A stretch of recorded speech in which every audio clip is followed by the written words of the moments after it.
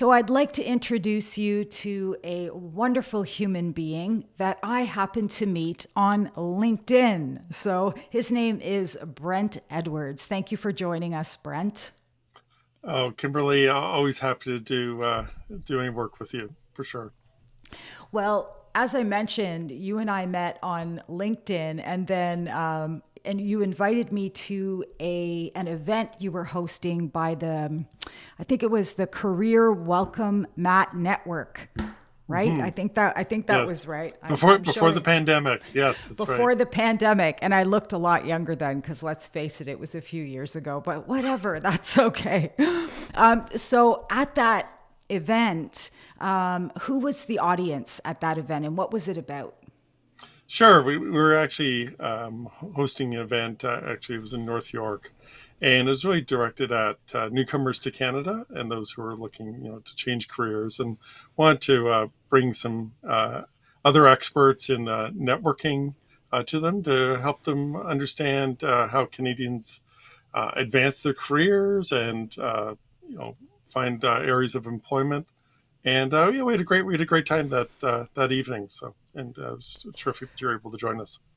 Oh, well, honestly, it was a lot of fun and there was so much energy. That's what I noticed. Like once everyone kind of stepped outside of their comfort zone and saw that you weren't intimidating, although you're very tall and a large presence, you were very warm and compassionate towards what they might have been experiencing at that time.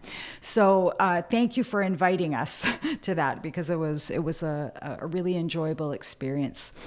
And meeting through LinkedIn is one of the greatest ways to connect with people, especially if you're new. So in that video, I wanted to take some of the quotes out of there. So one of Brent's passion projects is helping newcomers to Canada use networking to advance their careers. And in your message in that video at the Career Welcome Mat Network, you said, if you're ever thinking about changing industries, changing jobs, moving to a different field, or changing your career progression, you need to broaden your network. So, what advice do you give to newcomers that might be helpful also to international students? Absolutely, and networking is really how we build business relationships in Canada. And whether that is within your own organization, external to your organization, within your sector, within other industries, it's a really critical skill. And it's not something that usually we're taught, but luckily in your class you're bringing resources to the students to be able to do that. So that's terrific. Um, so a couple of things to keep in mind. Build, People will think that networking is just for extroverts and people who are outgoing, the life of the party. But actually, some of the best networkers are actually introverts because some of the skills that um, really come to the forefront are the ability to do research in advance, to be empathetic, to be able to be a generous networker, which is someone who's actually out there to help other people as well.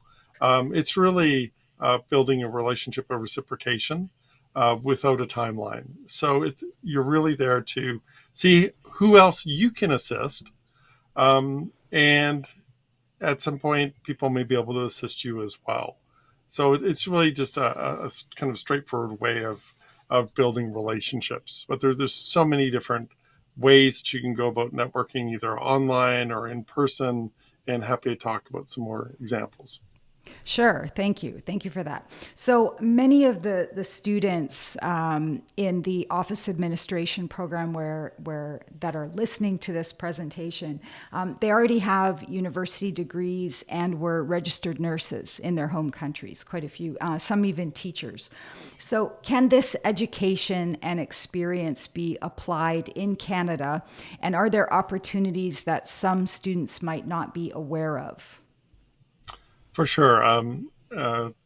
Having been surrounded by registered nurses my whole life, both my wife and my two older sisters are have been RNs, so I have a little bit of understanding in terms of that profession involved. But if you look at even the healthcare sector in Ontario. It represents between 12 and 13% of the total economy of the province and employment and administrative assistance roles in that sector. There's about 37,000 administrative assistant roles within the healthcare sector in the Wow. province. So it's a significant area.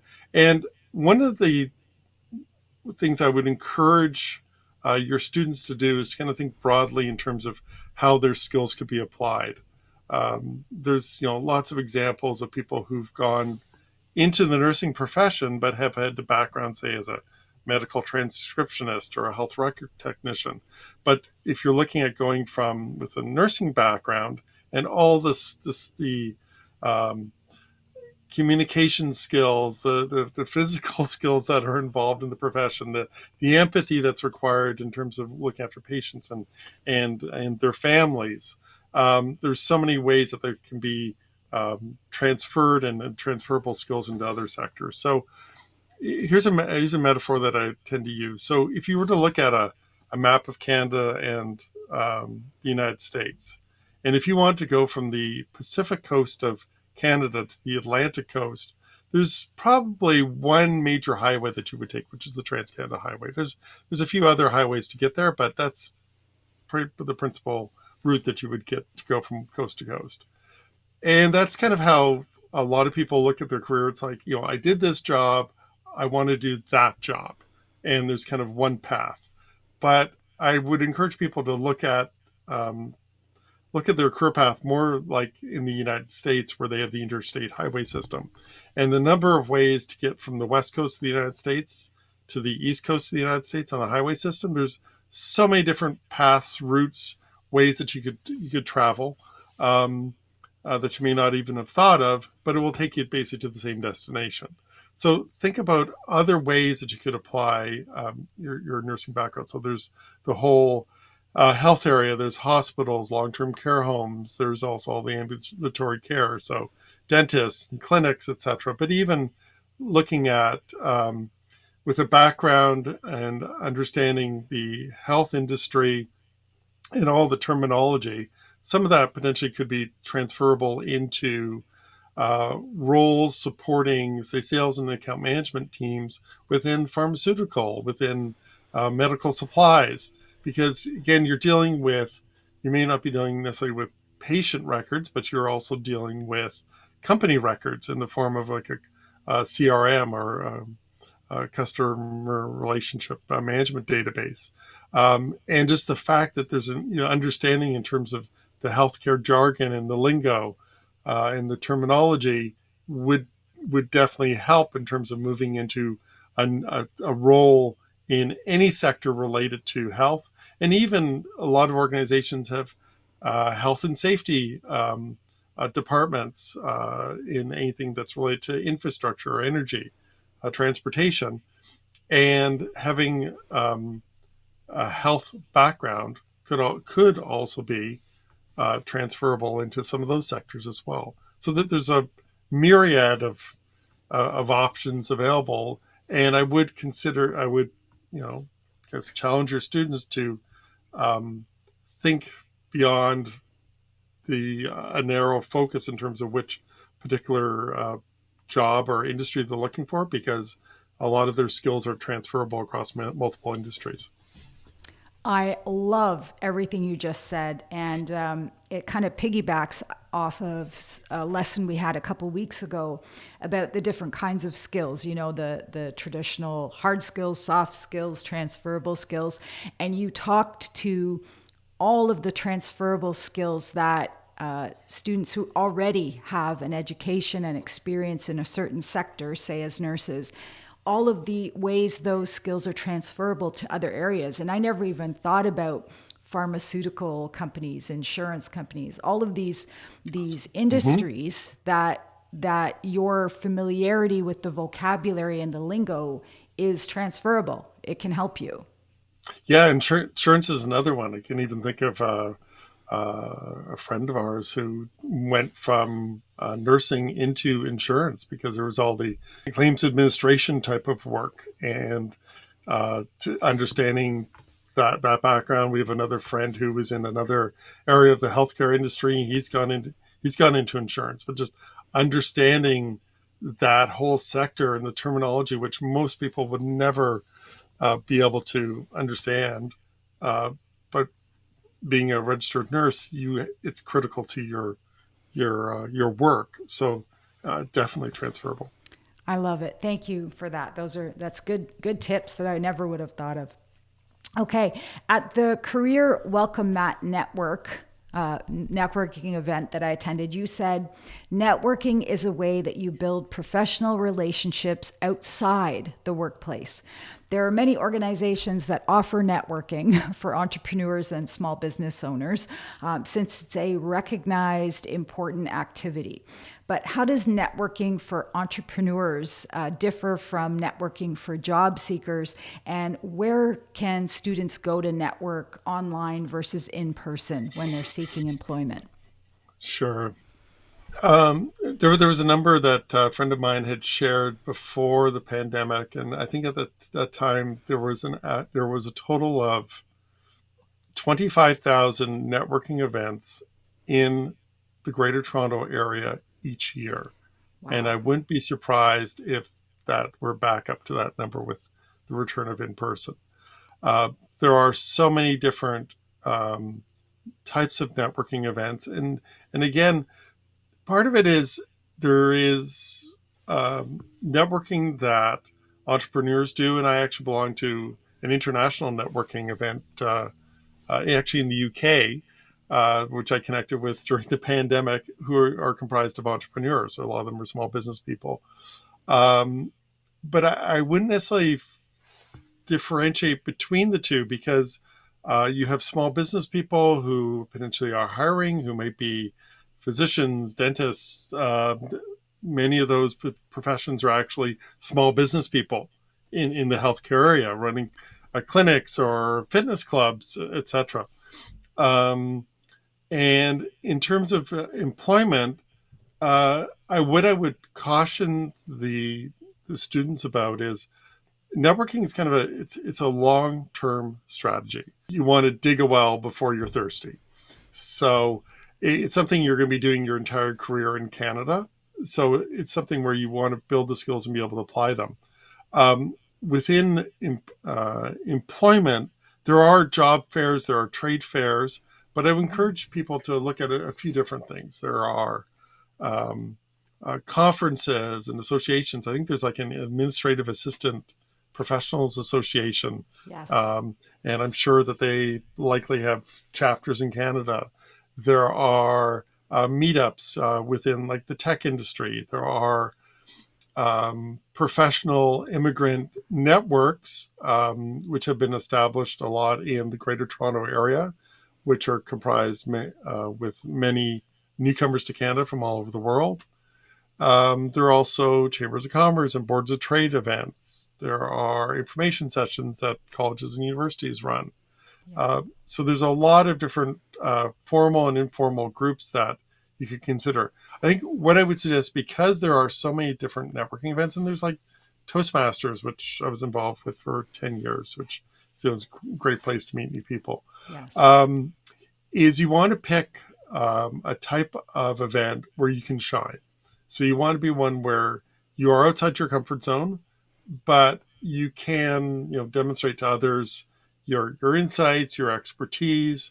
And this also applies because all these sessions that we talked about that were in person and back in person are also likely have online events. So you want to basically have a game plan or have a strategy so that you're not madly off in all directions and going to just randomly picking events to go to, because you've got your own commitments, you've got family commitments, time constraints, but you want to pick ones where you're able to shine and show uh, put your best foot forward.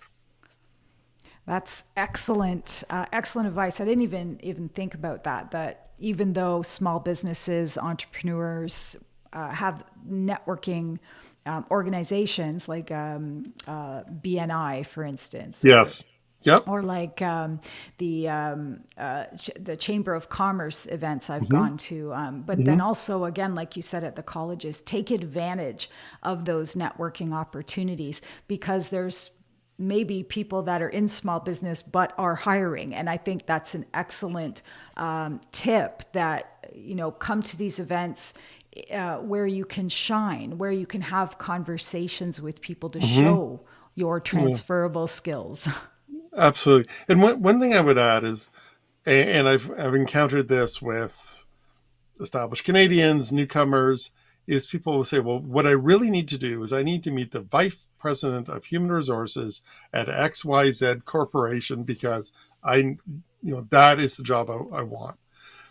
Um, and maybe to the detriment of not meeting other people. So what you don't know as a networker is the people you're meeting, you don't probably really don't understand in terms of what their role is. You don't know who they know. You don't know what they used to do. That you don't know who they used to, who they've met before. You also don't know what their or their career trajectory will be in the future. So I would not discount people uh, for any reason, especially if they don't necessarily have the title of the person that you meet, because we live in the Greater Toronto area, and there's about 6 million people, but see, those networks are actually pretty small, and the number of degrees of separation between the people that you really would you want to meet and the people that you're meeting at first is actually pretty small. It's actually a I pretty think tight community, even though there's lots of people. that's really good advice. And I know within the classrooms, what we're talking about is networking, starting there. Get to know your classmates, because your classmates are going to get jobs and they're going to hear of opportunities that they could connect you to. So, yes, while you have a peer that's at the same level as you, for instance, you never know their trajectory, like you said, and they can bring you along with them, which is Yes, great. yeah. There's a couple points on that. So, networking is not transactional. It's not a case of I'm going to help you, you're going to help me. Yeah. It's reciprocal in terms of you really want to think who who can I assist at these events. Um, you've Many of the people in your class have been professionals in their home countries, highly educated, a lot of experiences, and you've also got a lot of experiences that a lot of established Canadians don't have in terms of you've worked overseas, you've worked in different cultures, so that is you really want to go into these interactions thinking about the people as your peers. And I know that's out of the comfort zone for many people, but you have a lot of value that you're bringing, Yes. a lot of experience, a lot of connections, and think about who you can help. I think the other thing to keep in mind is generally people want to assist other people. They need to know how they can help you. And I think that's something to keep in mind, that do your homework, show that you've researched these particular areas that you're interested in, and that way people it'd be easier for them to help you, and they'd also be more willing to help you because they've seen that you've done your homework, which goes back to being an introvert, where you've probably done that for sure, and can bring that to these events.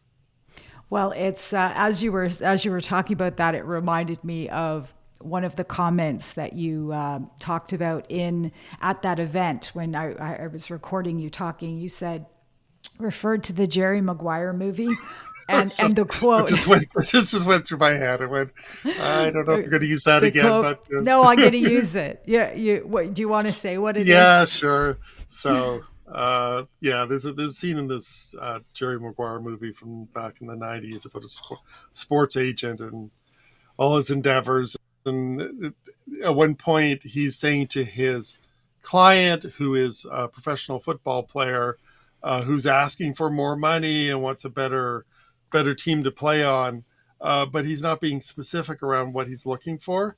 And Jerry Tom Cruise says, help me help you. So it just goes back to the people want to help, but it's like, how can I help you? And you need to as the job seeker, the person looking to advance their career, you've got to get some clarity around what you're looking for. So when you make an ask, you're making an ask someone can help you with. And another analogy we had was around treating this like as a bank account, the relationship as a bank account. So there are 5 cent withdrawals and there's $5,000 withdrawals. And to if you're building a relationship with someone, you have to invest, you have to make deposits into the account. You have to, give, assist, introduce people, provide content, articles, help out the other person. So you got to help them out before they can help you. So, and the other thing to consider is the size of the ask that you're making. So Mm. is this, so saying, can you get me a job, at that employer? That's like a $5,000 ask. That's like a big commitment. That's something where the person's really got to know you well to even recommend you. Versus, can you suggest another event that's similar to the ones that we're attending tonight that might assist me or help me better learn about the industry? That's like a 5 cent ask. That's something that's very easy. The person knows what you're looking for and can very easily direct you without a huge commitment on their part. So it's understanding, making sure you've got enough money in your bank account before you make an ask, and then when you're making an ask, making sure that it's calibrated to what the other person can reasonably, very quickly be able to do to help you. Okay, so the price of admission for this video was just summed up in what you just said. That was so valuable. So don't ask someone for $5,000. Ask them for 5 cents. I like that. How just a little suggestion, a little tip. And on LinkedIn, one of the assignments they're working on, we talk about promotion. How do you promote yourself, And promotion in the sense of adding value to the platform, to others, right? And kind of to your point, if you're adding value little bits by little bit, then people want to help you in return Yes. because you've added Yes. value to them. Yes, absolutely. So speaking of LinkedIn, I'm going to switch over to here. Here is your profile on LinkedIn. So if students want to connect with you, is that okay? And if not, is it okay if they follow you? Well, I guess they can if you want or not. Yeah, it is fine if they want to follow me. If they want to connect with me, absolutely. What I would ask, because I do get a lot of connection requests, is for you to mention that you were in Kimberly Black's course and that, you saw the video and you'd like to connect, and then I'd be happy to connect with you. That's very generous of you. You can be one of the 40 that they need to connect with, and also they can get a sense of some of the valuable $5,000 value content that that they can post online before they ask for that connection. Sure. Honestly, Brent, thank you so much for your time My on a pleasure. Saturday Anytime. morning. It means a lot, and it's really nice to stay connected with you and to kind Absolutely. of demonstrate the value of LinkedIn, because that's how we met. Absolutely. Absolutely. It's all about building relationships, and I'm so happy that I met you. On that note, have a great day, and thanks again, Brent. Thanks a lot, Kimberly. Take care.